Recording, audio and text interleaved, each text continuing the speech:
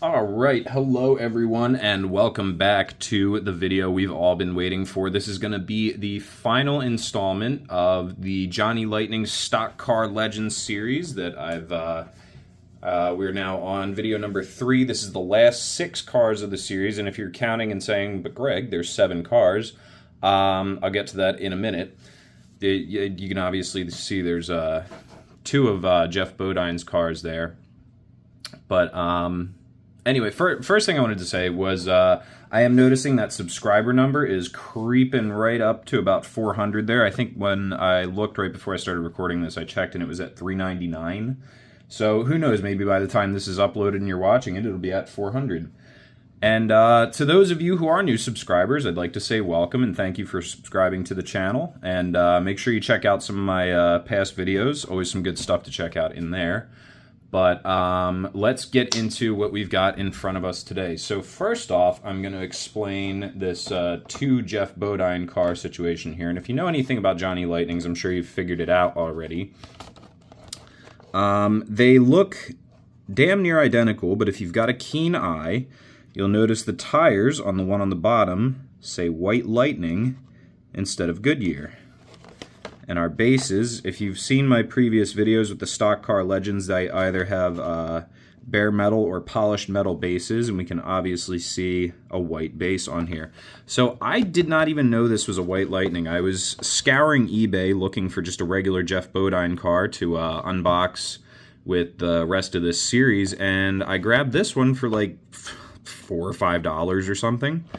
And it showed up in the mail, and I opened the box and immediately saw the bottom and saw the white and was like, wait a minute, no. That's supposed to either be bare metal like you see there, or let's find a polished one. A polished base like that one. So that was a dead giveaway for me. So I actually had to spend quite some time tracking down another Jeff Bodine car. This is kind of a hard car to find, at least with, you know, the card isn't completely destroyed or it's already opened or something.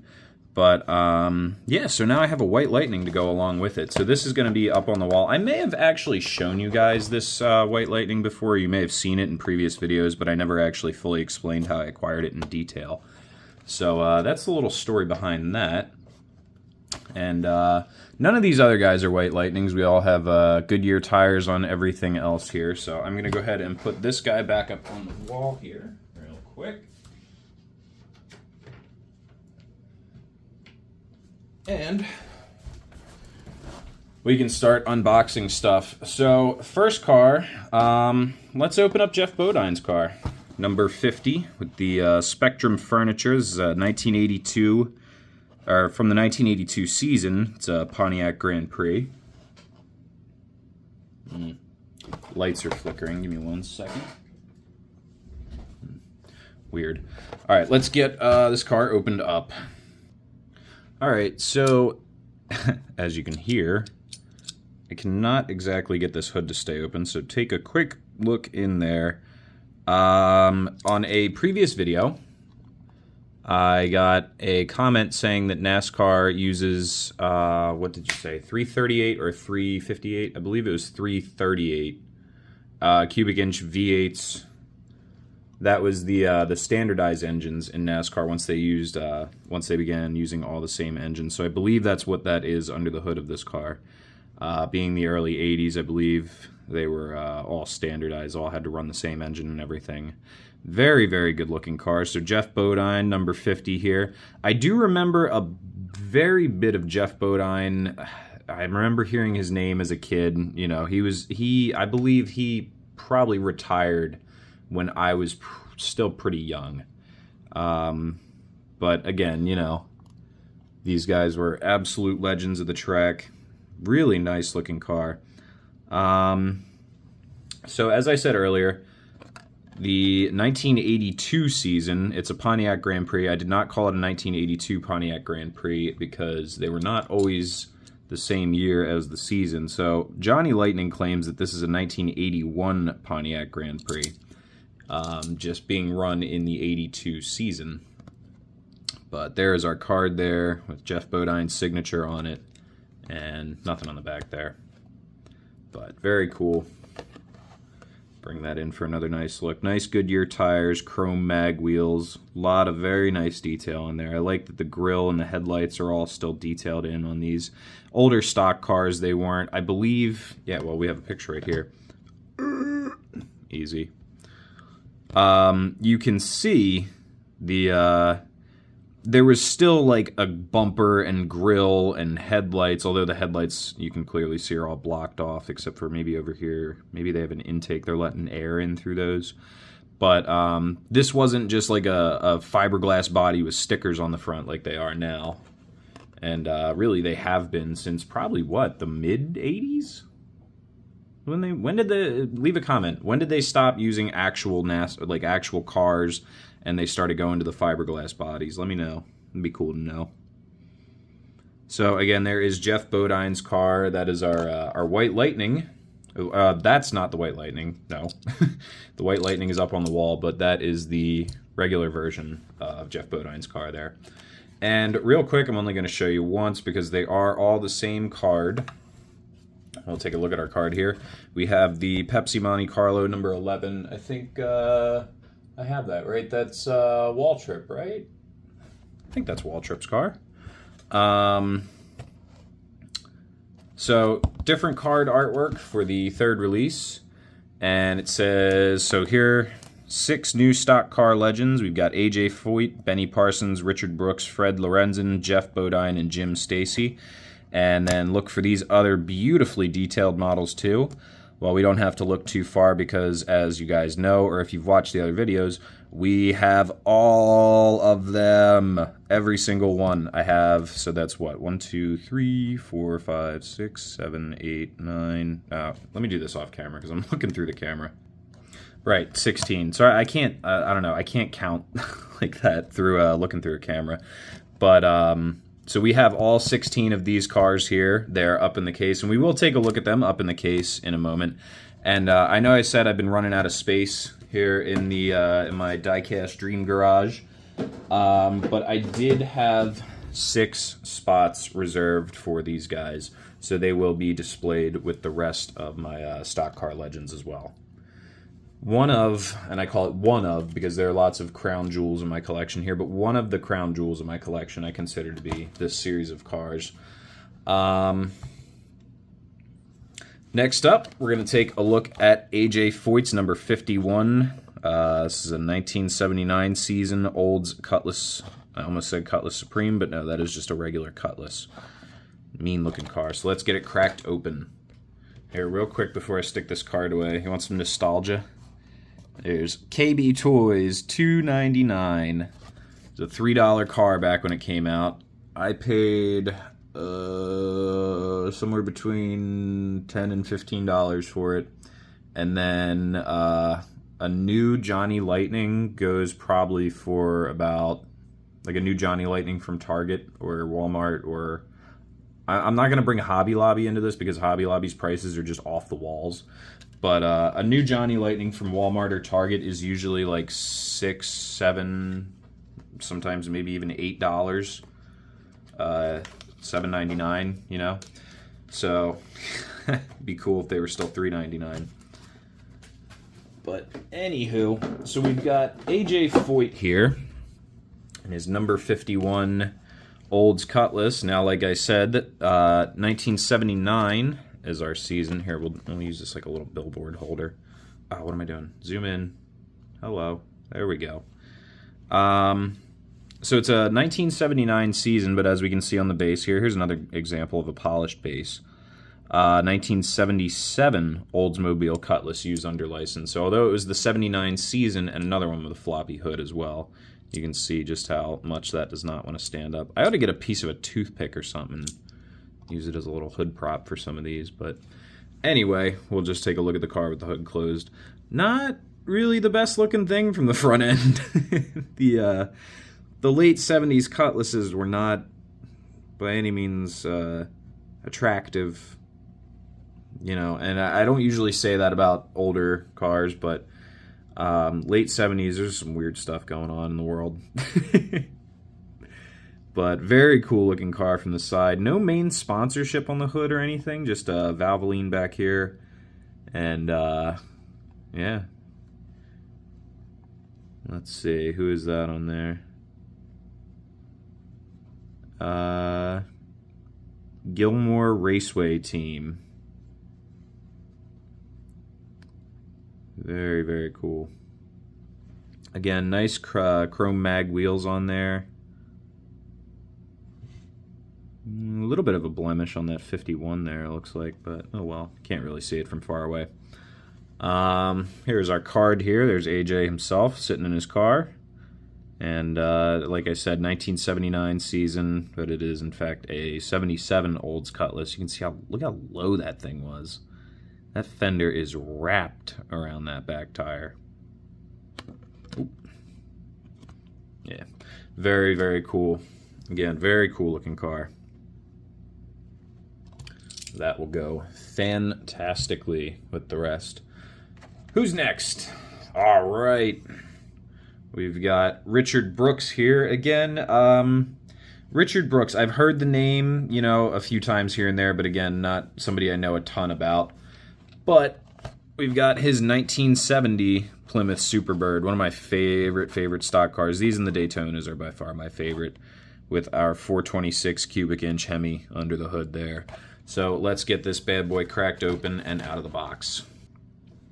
Alright guys, check this thing out. Again, we've got kind of a floppy hood that doesn't really want to stay open. If I can maybe hold it open a little bit for you, my big dirty thumb. Where's my little tool? Here it is. Come here. Come here, you.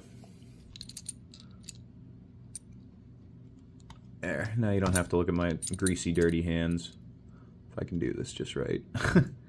But under the hood there, we have our 426 cubic inch Hemi, as you would expect to find in any 70s model, Mopar, NASCAR, or Mopar in general.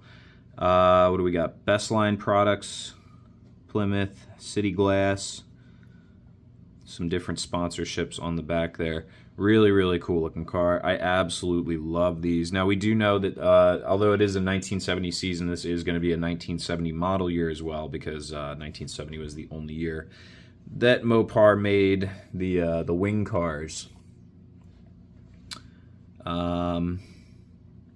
Really, really nice looking. I absolutely love the blue, orange, and white. That's a really cool color combination. Got blue wheels on there. That's so cool looking.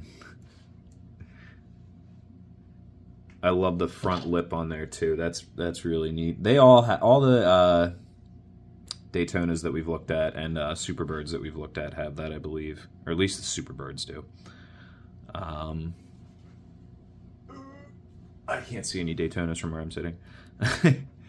But yeah, by far one of my absolute favorite cars of all time. So any chance I get to put my hands on one of these cars, I absolutely will. And a stock car replica, can't call it a NASCAR, else I'll get roasted in the comments.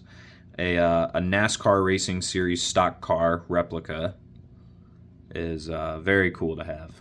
Absolutely love it. So we'll take a quick look at Mr. Richard Brooks' car here. He's, there he is. So again, like I said, 1970 season, 1970 model year car. Plymouth Superbird. Very, very cool. Let's take a quick peek underneath. No year, make, or model listed on this one. The last two have as well. Have year, make, and model listed on the bottom. So that's kind of interesting. A lot of great detailing there. You can actually just about make out the edge of the roll cage on the inside of the passenger door there. If you can see that bit of a bar there, that is the inside of the roll cage behind the window netting. Can't really see much through the back window, but so we'll go ahead and get that guy parked up. Someone is calling me right now, and it looks like a spam number. I don't recognize that. Go away. Leave me alone. I don't care about my car's extended warranty. Next up is Benny Parsons. Now, Benny Parsons. If you recognize that name, it's because Benny Parsons was an announcer for NASCAR for many, many, many, many years. I recognize his voice. I recognize his name. You can spend hours on YouTube watching him goofing off in the pits and doing all kinds of silly stuff with the drivers and, you know, cool, great interviews and all kinds of cool stuff. So let's get his car out of the box here. All right, so here is Benny Parsons' car. I'm going to try and let you take a peek under the hood there. Not sure if that's the standardized 338 NASCAR motor we talked about before or something different. But go ahead and get that nice and on the lift there. So this is Benny Parsons' 1980 season Chevy Monte Carlo. Now, if you know your Chevy Monte Carlos, you know that is for sure not a 1980. It's not a 79, it's not a 78, and I don't think it's a 77 either, because I believe 77 was still the G body. So I think, I could be wrong about that. It's like a 76 or 77 maybe, but unfortunately we don't have a year, make, or model on the base here. It just says trademark General Motors or TMGM. But I can tell you this is for sure not a 1980 Monte Carlo. That's not a 1980. Either way, really, really cool car. This is the car that he drove in the 1980 season, for that matter. There's a good look at the front end. Yeah, obviously not a 1980 car, but really, really good looking. Absolutely love the paint on here. Very cool color. What's our sponsor? Melling Performance Parts. Melling, I don't know. I think it's Melling. Yeah, Melling, that sounds right. Yeah, very, very cool car. Very nice paint job. I like the this whole kind of like two-tone thing we got going on here with just a single stripe across the top. Melling oil pumps. Right, I just bought one of their oil pumps. That's why I'm like trying to... I knew that sounded familiar. I just bought a Melling oil pump for my Camaro, a high-volume oil pump, because I am still collecting parts before I put that Stage 4 cam in my car. Things need to be done before I go and put an enormous cam in that car. I do have all the valve train components, all the gaskets, all the bolts, and, you know, odds and ends that I'm going to need. I would like to replace my crankshaft pulley, though. And I want to move my red line up to about like 7,200. So anything over 7,000, you need a high volume oil pump and an LS motor. But that's a conversation for a different video. Anyway, back to the car at hand here. I think we took a look at the card already, didn't we? Yeah, there's Benny. So we will go ahead and get that parked up. And we looked at the base. Yep, polished base, no year, make, or model on that one. Get that card over there. Moving on to our next driver and car. Fred Lorenzen, 1971 season Plymouth Satellite. Yeah, another really cool car. I love the Plymouth Satellites. I love anything Mopar from the 70s. Cool stuff. Let's get it out of the box. I might glue that. So this is kind of interesting. 429 cubic inch on a Mopar? I'm not sure about that. What is it? I can't really see it on the card, but it looks like it says 429. I was under the impression that this would have a Hemi in it. Being so early in the 70s, I thought it would have a 426. Maybe you can shed some light on that in the comments for me, if somebody knows what's up with that. And yeah, it's not like they put the graphic or the little decal on upside down or anything, because the more I'm looking at it, the more you can see in the picture. And that says 429 on the hood. So, like I said, I'm not really too brushed up on my NASCAR facts, at least with stuff that happened before I was born. But But I sure do like to look at the cars. They are so sweet. Nice white wheels on here. STP oil treatment. So STP sponsorship. Very, very cool. Got the number 99 over where the taillights, I guess, would be. 99 on the trunk. You know, nowadays a NASCAR Racing Series stock car would not have any kind of open space on it like this, or, you know, like that. You don't need a number on the trunk. You can fit sponsorship decals in all of those places. You have to cover as much square space of that car with as many different companies as possible, because it is all about the money. Not to imply that it's not about the racing anymore. There's still a lot of good racing that goes on in NASCAR. I don't want to sound like I'm complaining or bashing it or anything like that. But I feel like back in the day, it was certainly, you know, there wasn't quite as much money in the sport as there is today. So very interesting to see the way the cars have changed over the years as well. Very, very cool stuff, though. So we'll take a quick peek underneath. No year, make, or model on that one either. That's interesting. Run into a couple of them. And we will take a look at Mr. Fred Lorenzen. If that hair does not say 1971, I don't know what does. Jeez, look at them sideburns, man. Holy crap, I thought that was part of his hair. That's his friggin' sideburn, dude. Look at that. That's half a beard. Jeez Louise. Anyway, that is Fred Lorenzen and his hairy Plymouth Satellite. So go ahead and get that parked up and get ready for our last car on the list for today. Mr. Neil Bonnet. Again, another name that sounds very, very, very familiar to me, but I just wasn't old enough to really, you know enough about him. I believe, if I'm not mistaken, he was a team owner at a time. I don't know, I could be wrong about that. But we have his Dodge Charger from the 1977 season. I don't know if we got a year, make, or model on that one, but that certainly doesn't look like a 77 Dodge Charger. Maybe it does. I don't know. The Chargers got kind of ugly in the late 70s. But anyway, let's open it up and take a look at it. Alright guys, so here is Neil Bonnet and his Jim Stacy Racing Dodge Charger. Now unfortunately, we'll take a look underneath.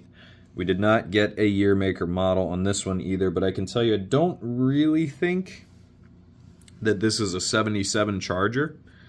I believe this might be more closer to like 74, 75. It definitely is not like a, you know, a 69 or a 70 that, you know, you're used to seeing. This is definitely the more mid-70s body style. I could be wrong, though. It could be a 1977. Just, my cat's making all kinds of noise.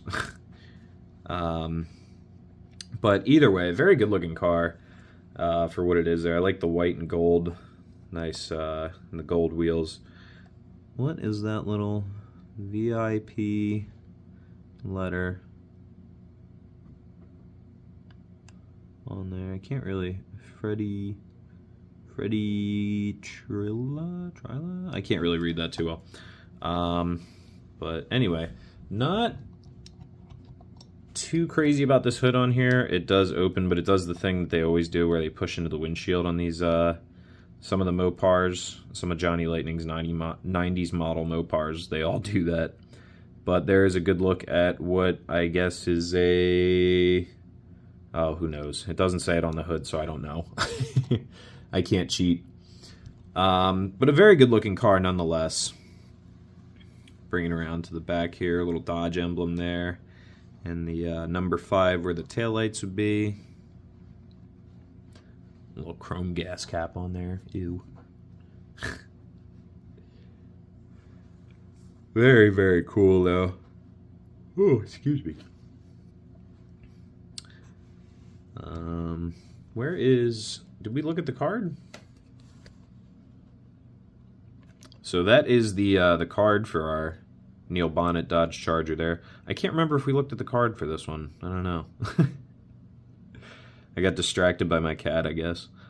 But anyway, that is all 6, right? All 6 of, or the final 6, I should say, of our Johnny Lightning Stock Car Legends. All Mopar and General Motors stuff this time. So we've got, we'll go over them one more time here from, well, not really in order. We've got number 5, Neil Bonnet, Fred Lorenzen, number 99 here, Benny Parsons, number 27, Richard Brooks, number 32, AJ Foyt in the 51, and Jeff Bodine in the number 50 car. And that is the entire collection, or I'm sorry, that's not the entire collection. Give me one sec, I'll show you the entire collection. Alright guys, so here we are up on the Hot Wheels wall case. So there are 4, and the other 2 there, of our new cars from today. And that this is the rest of the collection here. So very cool stuff. It's very exciting to have an entire series to my name. I believe we started off with 12 and then added these 4, where the 4 on the top shelf there were the second release. So these 12 here are first release, second release on the top shelf there, and then third release is the 6 we have on the second, and then those 2 on the third shelf that we saw today. And then the rest of the stuff is all random hoopla of mine. There's the some of the drag strip demons, some other Johnny Lightning stuff up here. There's all my zingers as well. They made it into that case. There's my golf one that got sent to me. So that is my Stock Car Legends series. Oh, there's a couple planes up there too. Very cool stuff. Very exciting stuff. And that is probably going to about do it for today's video. So I'm going to slowly back away from the shelf here so you guys can get a full view of everything going on up there. My new Dale Earnhardt sticker. Any updates on NASCAR stuff? I think I updated you guys mostly on the NASCAR wall here, or my wall of NASCARs. NASCARs. Oh, I did it. Oh no, they're gonna get me. I called them NASCARs. My NASCAR Racing Series stock cars. These are the Lionel NASCAR Authentic. So I've got Dale Jr. in his Dirty Mo Media car there. Again, not a car that was ever really raced in the series. It's just kind of a Dale car.